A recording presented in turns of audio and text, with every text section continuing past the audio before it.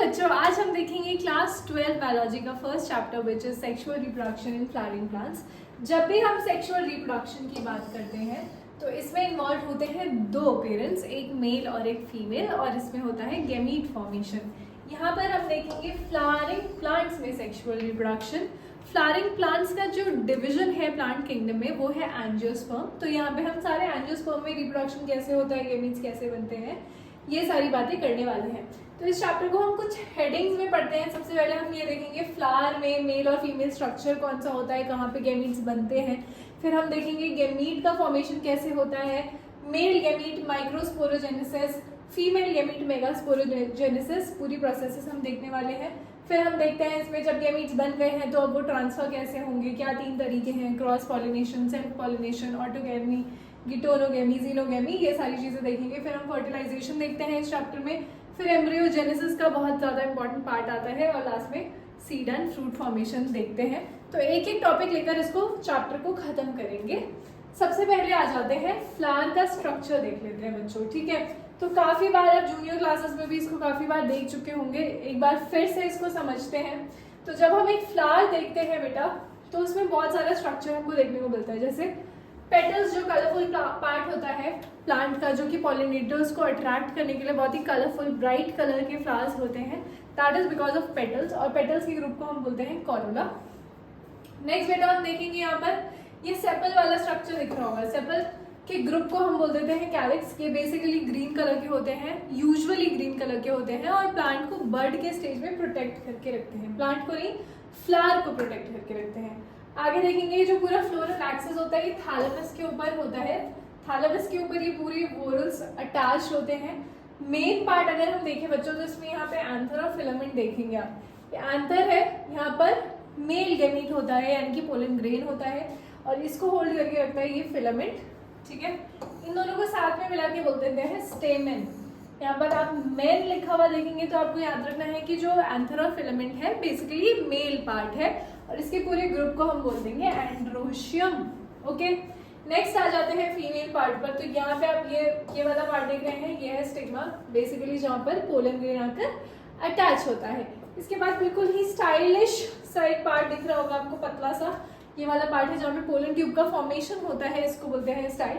और यहाँ पे थोड़ा सा एनलार्ज स्ट्रक्चर आप देखेंगे, ये है ओवरी, इसके अंदर ओव्यूल्स प्रेजेंट होते हैं यानी कि फीमेल गैमीट प्रेजेंट होता है। ये बेसिक स्ट्रक्चर है। ये जो तीनों है ये बेसिकली आपके फीमेल पार्ट है, इसको बोलेंगे पिस्टल या फिर कार्पल, और इसके पूरे ग्रुप को बोल देंगे गाइनोशियम। अब आगे चलते हैं और स्ट्रक्चर ऑफ एंथर देख लेते हैं बच्चों। तो यहाँ पर अगर हम देखेंगे एंथर का पूरा स्टेमेन है बेसिकली, ये इसमें एंथर और फिलामेंट का पार्ट होता है। तो ऊपर वाला ये जो पार्ट है ये एंथर है।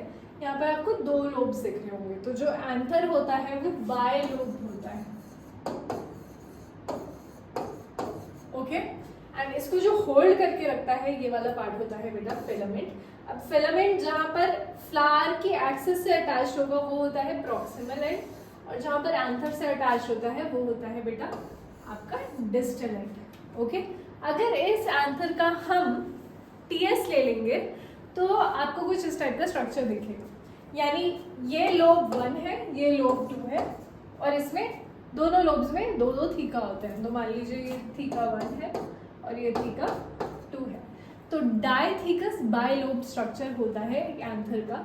इसमें काफी सारी लेयर्स भी आपको देखने को मिलेंगी। देखो जैसे एपिडर्मिस जो सबसे बाहर वाली लेयर है, उसके बाद अंदर वाली एंडोथीशियम, फिर काफ़ी मोटी सी लेयर दिखती है आपको, मिडिल लेयर बोलते हैं इसको। इन तीनों का काम है बेसिकली प्रोटेक्शन का काम है, प्रोटेक्टिव फंक्शन है, और डेहिसेंस में ये हेल्प करते हैं। मतलब जब पोलन ग्रेन बन जाएगा तो ये ड्राई होके पूरी लेयर ऐसे डैमेज टाइप हो जाएगी, फट जाएगी, जिससे कि पोलन ग्रेन्स बाहर जा पाए, ओके। नेक्स्ट आप देखेंगे यहाँ पे ये लेयर है टेपेटम, सबसे अंदर वाली लेयर, और उसके अंदर यहाँ पर आप स्पोरोजीनियस टिश्यू आपको देखने को मिलता है। जो टेपेटम होता है बेटा इसका काम होता है न्यूट्रिशन प्रोवाइड करने का। जो आपके यहाँ पे स्पोरोजीनियस टिश्यू में पोलन ग्रेन्स बनने वाले हैं उनको न्यूट्रिशन देता है टेपेटम। और इसका जो सेल होता है इसमें 2 या 2 से ज्यादा न्यूक्लियस प्रेजेंट हो सकते हैं। आगे चलते हैं, ये देखो जैसे ये स्पोरोजीनियस टिश्यू है ना, तो पूरा बड़ा सा एंथर होगा, और ये वाला पार्ट भी ऐसे थोड़ा एनलार्ज होगा, पूरे एंथर में होगा। इसको बोलेंगे माइक्रोस्पोरेंजियम, जहाँ पे माइक्रोस्पोर बनेंगे उस वाले बैग को बोलेंगे माइक्रोस्पोरेंजियम। ओके, स्पोरोजीनियस टिश्यू मैं आपको बता चुकी हूँ, इसी को हम बोल देंगे पोलन मदर सेल या फिर माइक्रोस्पोर मदर सेल। आगे बहुत ज़्यादा इंपॉर्टेंट एक प्रोसेस है माइक्रोस्पोरोजेनेसिस। तो जब माइक्रोस्पोर बनेगा प्लांट में, उस प्रोसेस को बोल देते हैं माइक्रोस्पोरोजेनेसिस। तो इसको देख लेते हैं। मैंने आपको अभी भी बताया स्पोरोजीनियस टिश्यू होता है। स्पोरोजीनियस टिश्यू की प्लॉइडी होती है 2n, यानी कि ये डिप्लॉइड सेल्स होते हैं।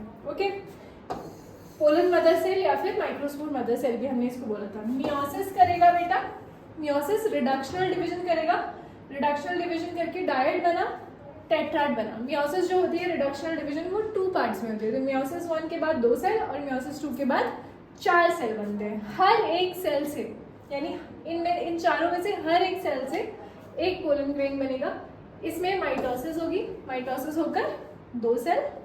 ओके, इसमें दोबारा माइटोसिस होगी। यूजुअली देखो 60% जो एंजियोस्पर्म होते हैं उसमें 2 सेल स्टेज पर ही पोलन ग्रेन रिलीज होता है, लेकिन 40% जो एंजियोस्पर्म्स होते हैं उसमें ऐसे 3 सेल स्टेज में पोलन ग्रेन रिलीज होता है। तो बेसिकली जब पोलन ट्यूब फॉर्मेशन होता है तो माइटोसिस 2 होता है इधर जनरेटिव सेल में, और ये स्प्लिट होके 3 सेल स्टेज हो जाती है। यहाँ पे एक बात बहुत ही ज़्यादा इंपॉर्टेंट है पोलन ग्रेन का स्ट्रक्चर, तो इसको देख लेते हैं।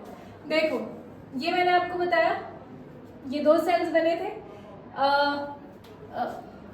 अनइक्वल डिवीजन होता है इसमें। तो ये बड़ा सेल वेजिटेटिव सेल, छोटा सेल जनरेटिव सेल। तो बेसिकली जो वेजिटेटिव सेल होता है उसी के साइटोप्लाज्म में जनरेटिव सेल तैरता रहता है। ओके, तो ये आपको बता दिया मैंने, वेजिटेटिव सेल, जनरेटिव सेल, और इसमें काफ़ी सारे लेयर्स होती हैं। यहाँ पर आप देखिए एक्साइन जो सबसे बाहर वाली लेयर है, very very very very important, ये बनी होती है स्पोरोपोलिनिन से, and it is one of the most resistant material.